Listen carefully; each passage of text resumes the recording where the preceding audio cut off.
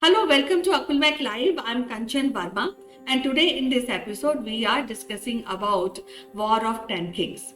War of Ten Kings is the Vedic era war, and it had far-reaching effect when we are talking about Indian subcontinent and other parts of the world. It had a great impact on polity and in communities also, and in some way it also had a link with War of Mahabharata. Many historians think this is the actually First World War, and this happened much before than actually First World War happened. Apart of this, I think this also debunks the theory of Aryan invasion. So stick around to this episode till the end to know more about this particular piece of history.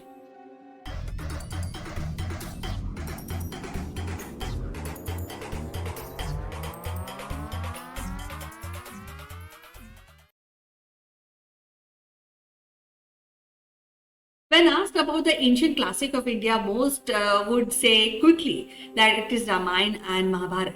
Though answer is correct, but there is a more ancient story that has been forgotten, and that story of Battle of Ten Kings. To understand Battle of Ten Kings, we have to know about one of the interesting character of India, which is Bharat. Bharat is born to Shakuntala and Dushyant, and he was not raised as a typical prince in palaces, but he was raised in jungle, and his mother used to give lions as pet to play with. When he grew, when he became teenager, he became a part of the pride. He was very brave, very intelligent, and when later on he grew as a very impressive king of India and united India.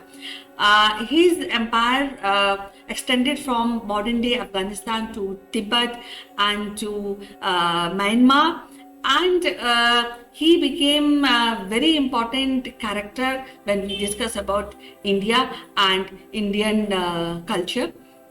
And that is why we are called Bharat, because this land, which earlier used to be known as Aryavrat, was ruled by a brave king by the name of Bharat.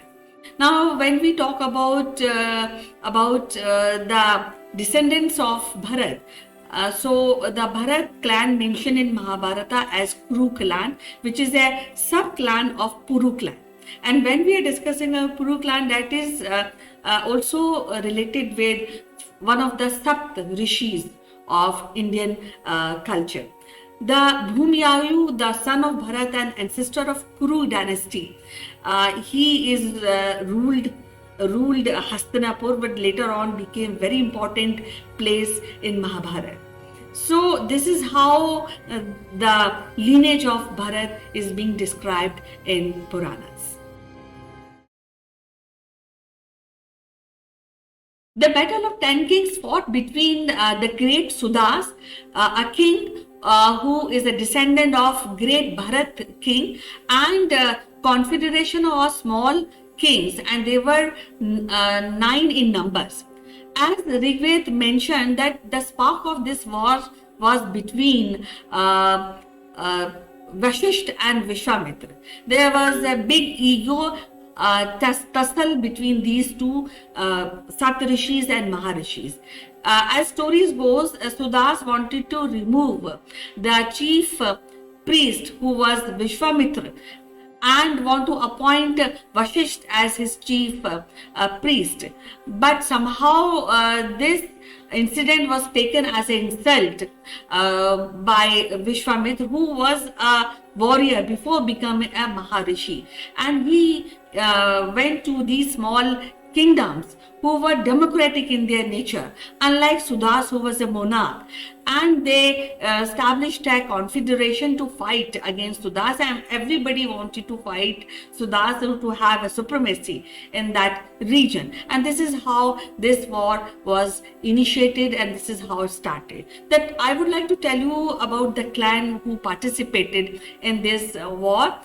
First is Alina, a clan which is considered as semi-nomadic, but I must tell you they all are democratic clans and tribes.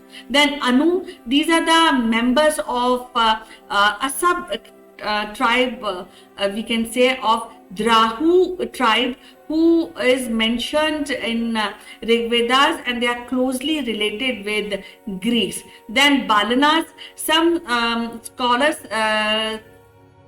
think that these clan used to live in Kabul or some near areas of Afghanistan, the current Afghanistan. Then, of course, Druhayus, the people of Vedic time, Vedic India, we were very influential, and they have closely linked with Greeks and other Afghani tribes. Apart of this, there were Yadus, who are also mentioned in Rig Vedas, and they are very powerful clan. They ruled a vast area of India, and they were partly Indo-Aryan culture they followed. A part of this, they have established their empire near Yamuna river at that point of time. Then there's very important clan, or very important kingdom, we can say, which is called Matsya kingdom. They also find mention in Vedic era, and in fact this clan is also mentioned later on in Mahabharata text. A part of this, the Puru, which is very prominent tribe, and their role is also mentioned in later years of Indian history and Indian tribal wars and kingdoms. The Puru tribe have several factions. There are sub tribes of Puru, and they played a very prominent role when we are talking about Rig Vedas, and we are talking about their role in Mahabharata also. Then there is a Pani tribe, which is termed as the bargainer or misers. They traditionally, I feel they are the traders, and they have a rich connection between Iran and India, and they mingle with the Persian, and they're also very important when we are talking about development of Pakistan, Afghanistan region, and their mention is also found during Sikandar Lodi's time. Then the ninth one was Dasa, which is a smaller kingdom, but they have great mention in Rig Vedas and Athar Shastra. The 10th clan, we can safely say Bhrigu clan, which is a sub lineage clan from Rishi Bhrigu. So this is something which I would like to mention when we are talking about the confederation of the clan.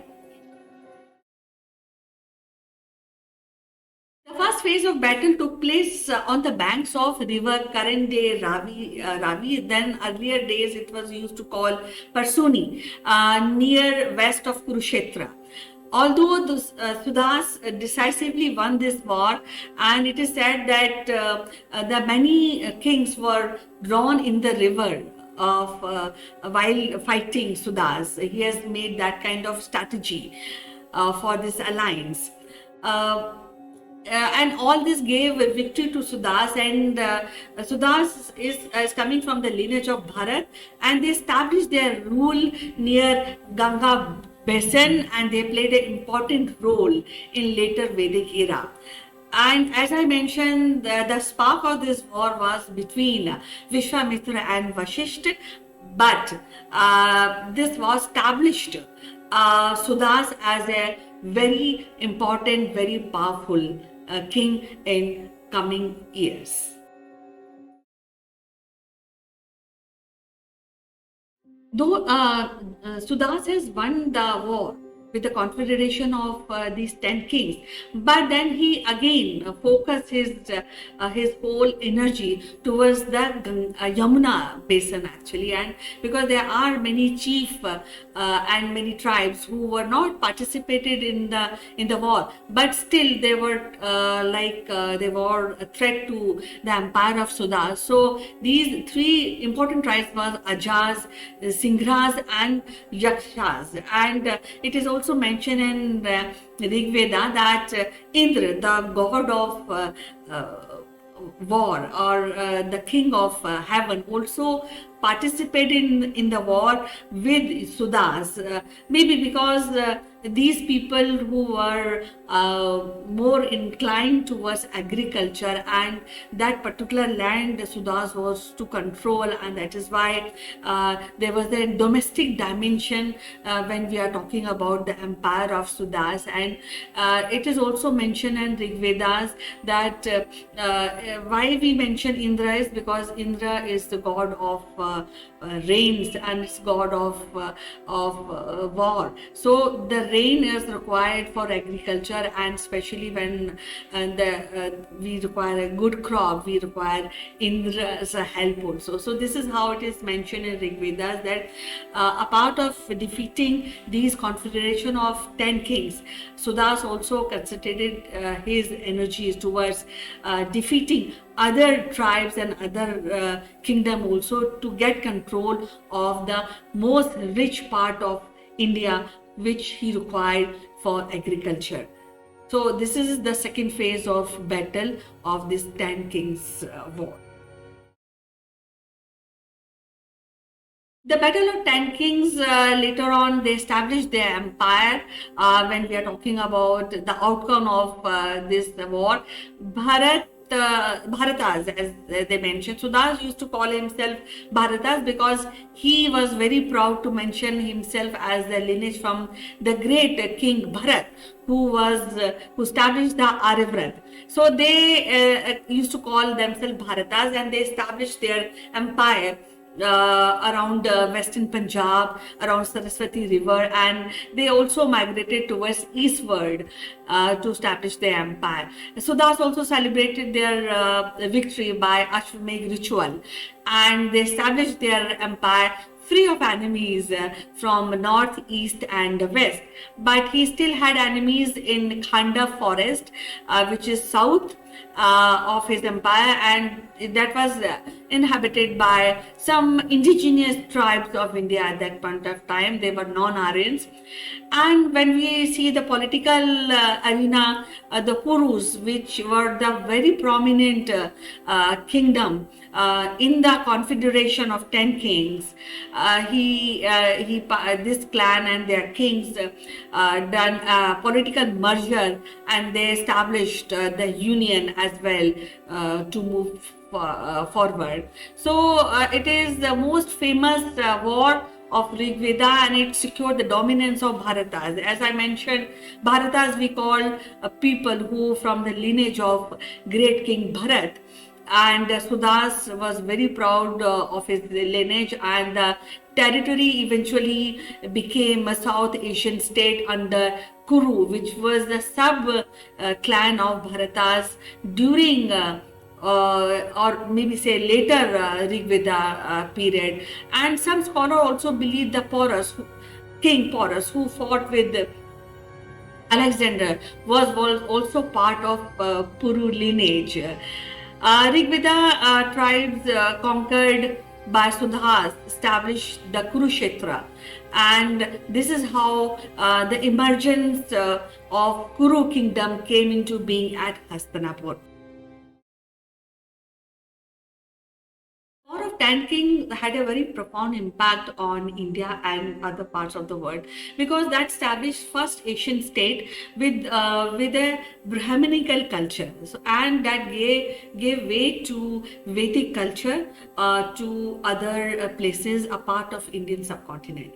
And the second one could be that gave way to the establishment of Kuru dynasty in the heartland of India.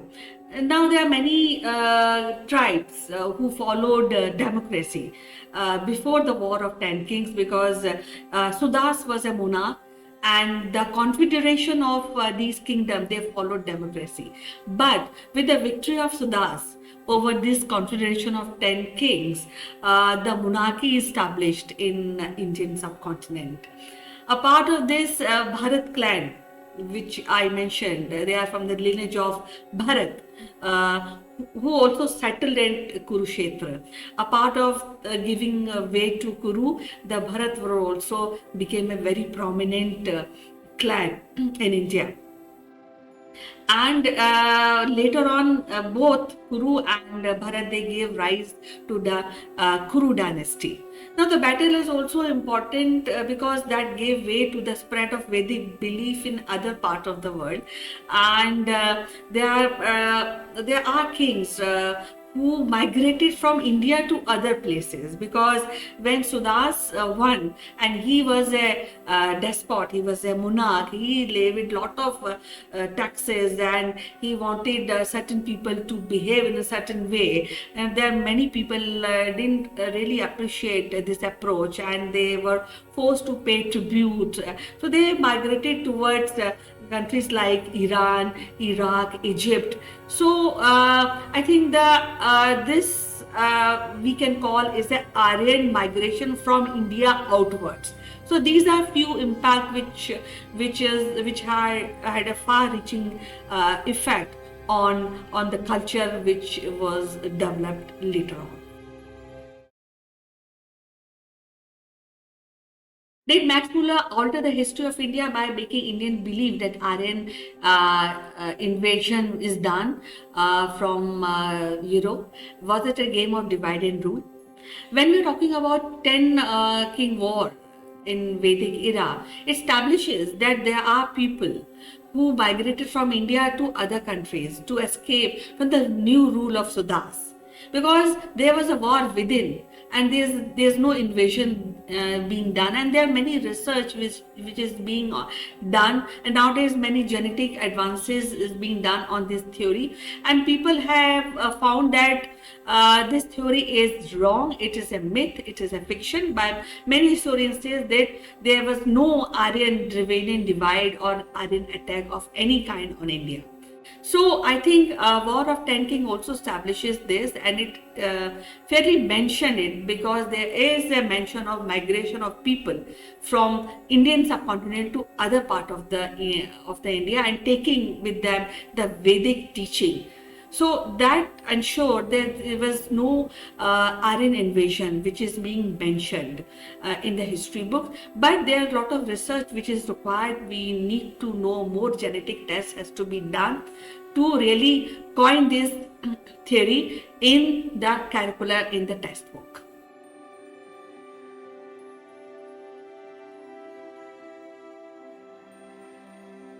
10 King War is an important piece of history from our culture, and it gave way to rise of Vedic culture, not only in India but other parts of the world. So this is a very important incident which occurred in our history, though this doesn't find a place in the encyclopedia, but I think we need to do more research, and we should tell more people about this incident, a historical incident.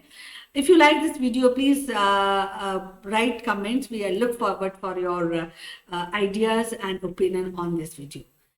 We'll meet you again in our next episode. Till then, bye bye, and you take care.